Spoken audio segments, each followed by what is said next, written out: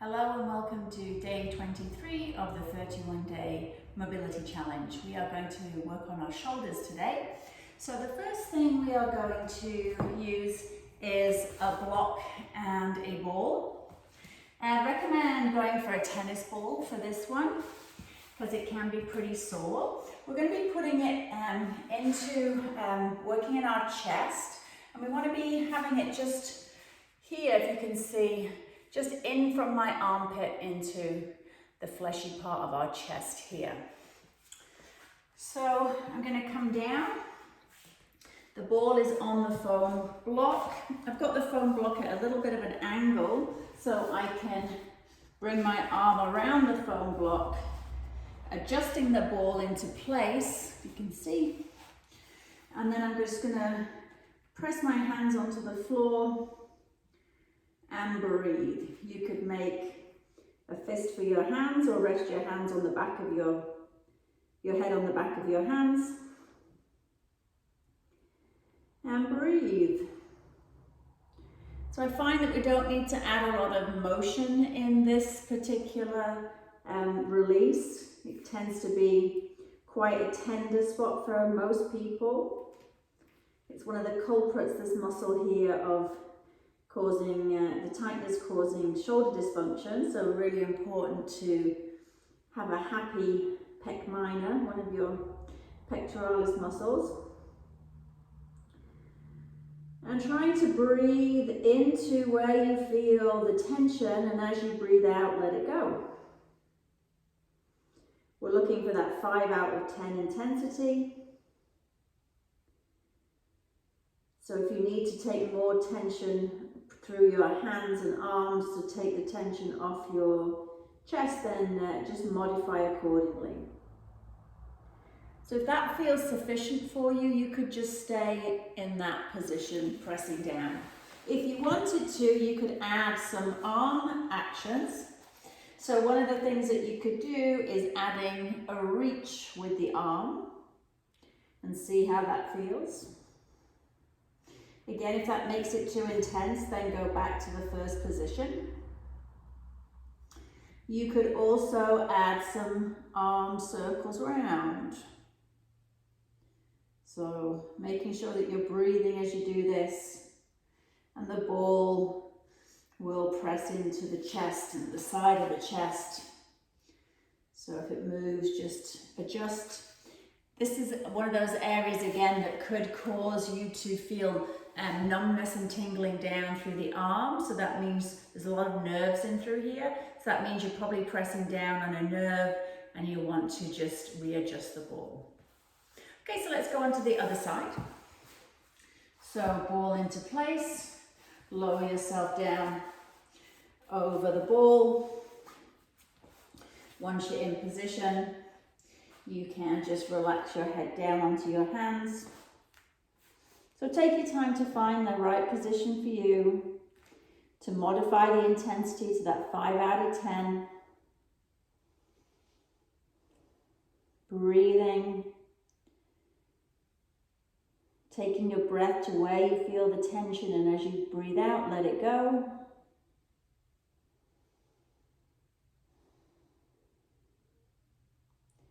Then if you're wanting to increase the intensity, you could add the arm reach, or you just stay as you are.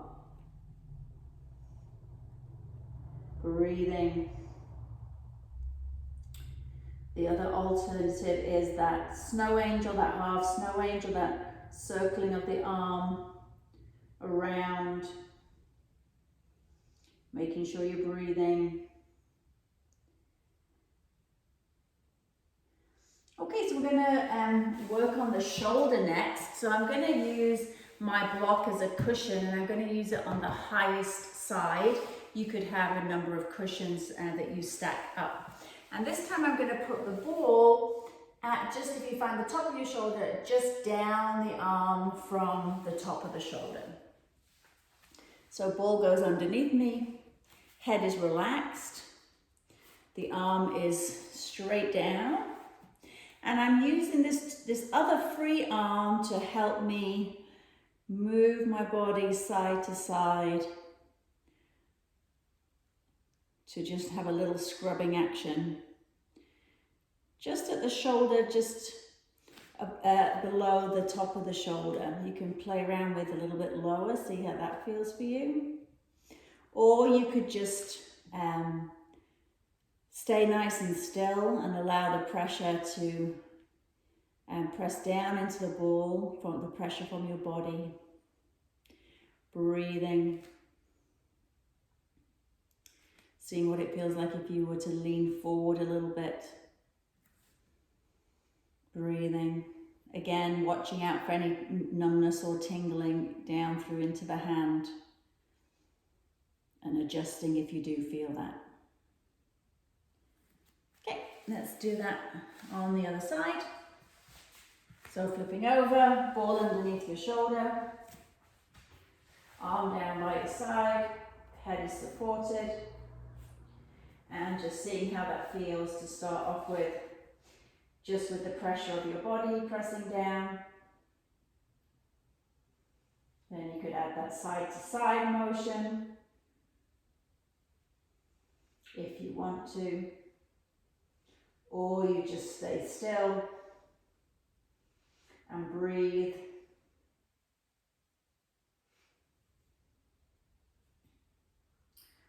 Or you can lean forward a little bit and move the ball a little bit more to the front of the arm. Again, breathing. You could add some rocking or just hold it nice and still.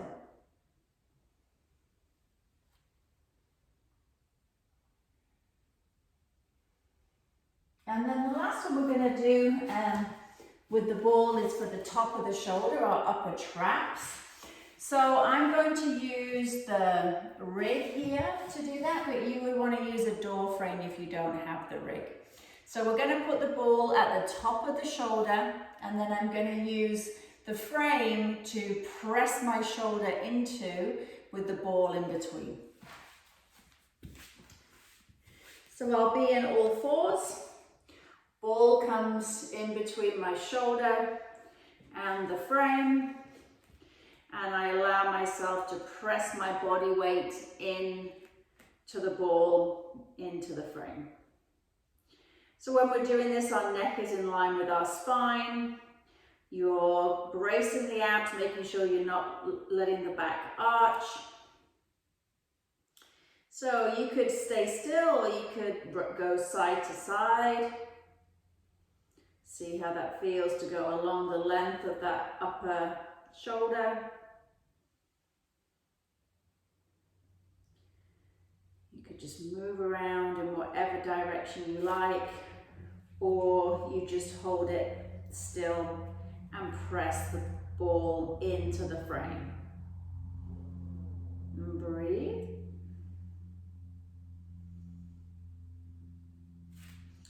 So you'll want to hold that for about a minute, and then you'll change sides. So ball onto the shoulder and into the frame. On your hands and knees. Neck in line with your spine. Abdominals are engaged. And pressing into the ball, into the frame. I'm pushing actively through my hands, separating the shoulder blades. I'm breathing. And then I'm going to try some side to side, see how that feels. Again, looking for any numbness and tingling, and adjust if you get that. Lots of nerves up around this area.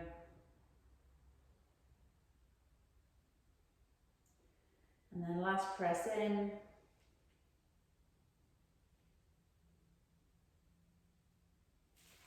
And then we'll release. Okay, so from our releases, we're going to do a couple of stretches. You can use a door frame for this. Preferably you would do this in standing, but just for ease for filming today, I'm going to do it kneeling.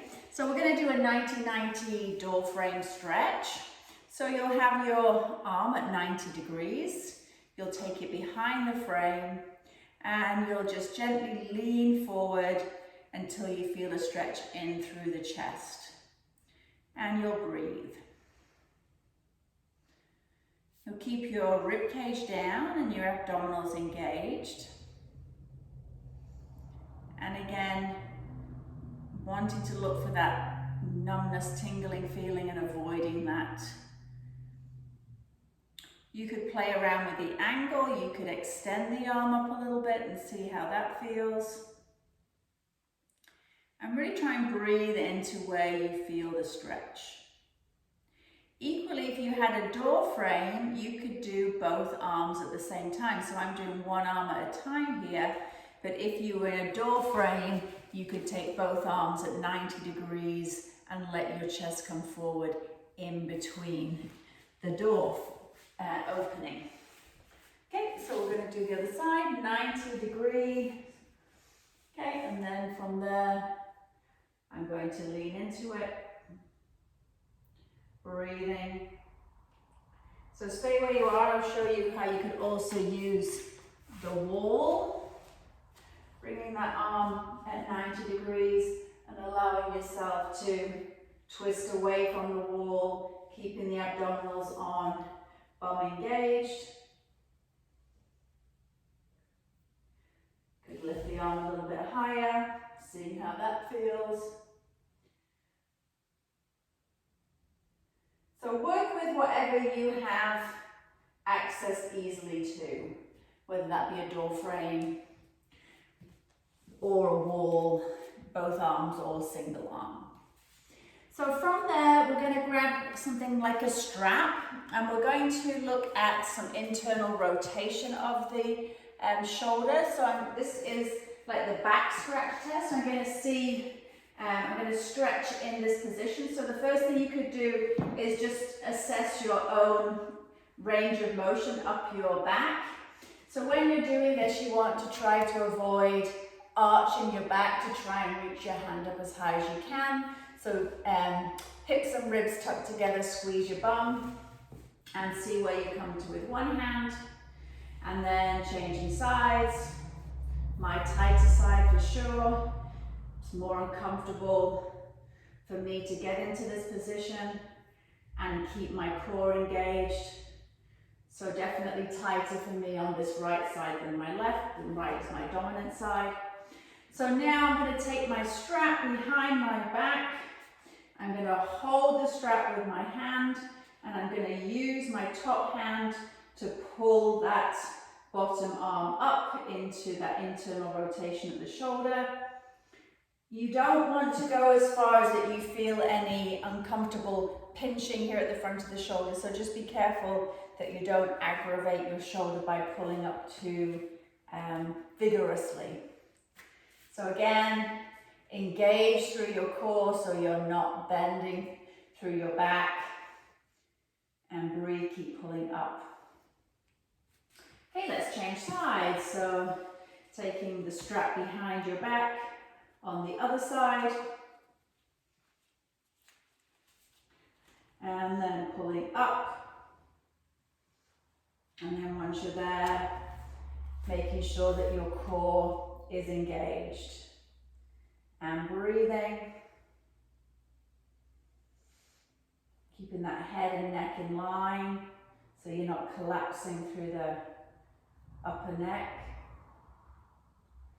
And we're breathing. And then when you're done, just shake that out a little bit. So now we're going to do a tricep stretch with the strap. So we're going to do the opposite. We are going to, from there, instead of pulling up, I'm going to pull down with my bottom hand, and that's going to give me a stretch through the back of my arm, my tricep. So you could do this in kneeling, you could be standing. So whatever feels the right position for you to allow you to focus on your arms rather than your knees being sore because you're kneeling on them or something like that. Okay, from there, we'll do the other side. So I'm grabbing behind and I'm pulling that arm back and down, pulling down on the strap, and I'm getting a stretch in through the back of my arm into the tricep, maybe into your chest. I'm trying to keep my head up, ribs down to hips, and you're breathing. And then you could try and see what it would be like to try and touch these fingers to these fingers behind you. So are you able to touch fingers behind you without arching your back to do that? So having nice posture. So on this side I'm good. Trying that on the other side. And then I'm just there on the other side, but definitely more struggle for me to get this bottom shoulder rotated in to get that bottom arm up. So a good test over time, if you have a difference between sides, is to see those sides even up and see those fingers get closer and closer to touching each other if they don't touch today. So from there we're going to do some hands on shoulder circles. So hands come onto shoulders, we're going to circle the arms around, so we're going to do 5 backwards, making nice full circles, and then we'll reverse and we will go in the opposite direction, so coming forward this time. So once you've done 5 in each direction, then we're going to break it up with a lateral crawl. So I'm going to be in 4-point kneeling, and I'm going to take 3 steps to the side. So taking my knees off the floor, hands come together and then come out, hands come together, come out, hands come together, come out, and then back, hands come together and out, hands together and out. One more, and then coming down, back into your shoulder circles, backwards for 5. Good. And then the other direction, forwards for 5. Okay, so let's do that lateral crawl. So when you're in that crawl position, I'll do it side on, you're thinking about keeping that back nice and flat and not letting the back arch. So knees are off the floor, hands come together, step to the side, hands together, and step, and then back. Good, so working on your core strength and your shoulder stability. So you could do one more round of your circles and then your lateral crawl side to side to finish.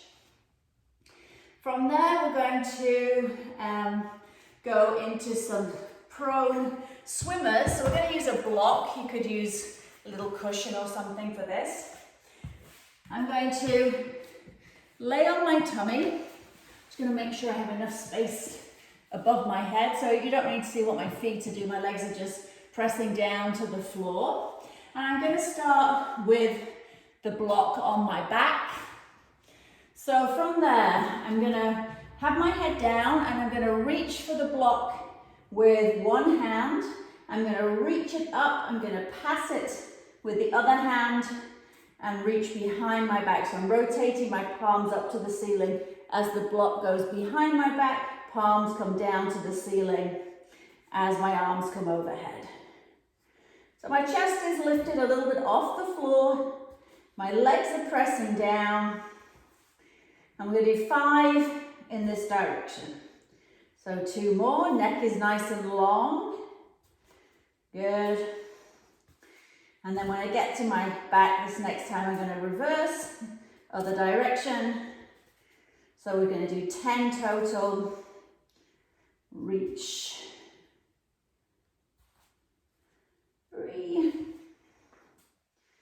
Good. Neck nice and long. Breathing. And last time is 5. Let's just sit back into child's pose with the block under our forehead, arms down by our feet, and breathe. So if you wanted, you could go into a second set of your swimmers. So do another set of 5 in one direction and 5 in the other direction. The last exercise before our breathing, we're going to use the wall, and we're going to sit up against the wall. So you want your bum into the wall, your back nice and flat. You could sit with your legs crossed or your legs out in front. And we're going to do a wall angel or a wall slide. So I'm going to take my hands into a W position. And we're just going to start by just seeing what it feels like to press our arms back into the wall.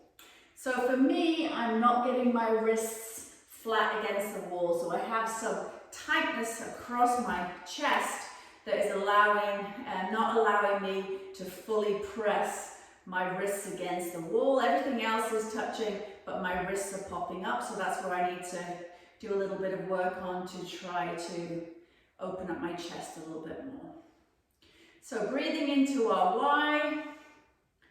our W, and then we're going to press up into a Y. So as much as you can, pressing the arms up, keeping the hands in contact with the wall, and then coming back into your W. Elbows squeezing towards your sides. So ideally, you want as much of the arm, elbow, back of the hand touching the wall. So a lot of people find this very hard if you're tight in your upper body to get all those contact points. The other thing that tends to happen is our back arches away from the wall. So you want to try and press your back into the wall as you do that. So you'll find that if you just sit there and try and press your back into the wall, that's going to really increase the stretch, and it's probably going to limit how high you can take your arms. So this is really one to practice over time to see with consistency how you can improve the range of motion here in these wall slides. If that feels too intense for you against the wall, you could modify it to come down onto the floor. I would do it with my legs bent, so I'm making the W shape that I was making against the wall, and then I'm going to press up into my Y, and then I can come down into my W. So this is much more of a passive position than against the wall, which was that much more of an active position. So I would choose the position that gives you the most range and kind of feel that you're not having to compromise by kind of muscling through it or clenching other muscles to enable you to do it. So if this is a better position for you than against the wall, then I would practice it on the floor for a few sessions and then keep going back to the wall and seeing how you're progressing. So our breathing is in child's pose, supported with a block under our forehead and our hands down by our sides. So you can have your knees as wide open as you like. And you're going to try and find a position where you can rest your head on the block and then let the shoulders drop down, so we're opening up through the upper back. And we're trying to just allow our upper body to sink down. Okay, so while we're in this position, we're going to think about our back breath. So breathing into our back body. It's nice and in that stretch position through the back, so easier to feel the expansion as you breathe. If this does feel too intense for you, you can bring your arms to relax down by your arms, kind of by your head, if that feels better for you. So your choice in terms of arm position, harder with the hands down by the ankles. So working on, let's do your box breathing today. So whether you're at 4 counts, 6 counts, or whether you want to increase it to 8 counts, since we've been practicing this for a few weeks now, then that would be your choice. You just want all sides of the box to be equal in length. So if I was doing an 8 breath box, I would do an 8 count as I breathe in. So you'd breathe in for 1, 2, 3, 4, 5, 6, 7, 8. Then I would hold my breath for 8 counts. 1, 2, 3, 4, 5, 6, 7, 8. Then I would exhale for the 8 counts. 1, 2, 3, 4, 5, 6, 7, 8. And then again I would hold my breath for the 8 counts. 1, 2, 3, 4, 5, 6, 7, 8. And then I would repeat that cycle.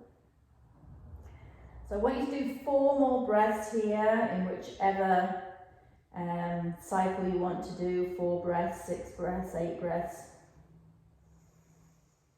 Thinking about sending your breath into between your shoulder blades. We get really compressed up in that upper back, so we really want to stretch in between the ribs. Feel as you inhale the expansion of your belly into your legs. Trying to send some of your breath to your lower back.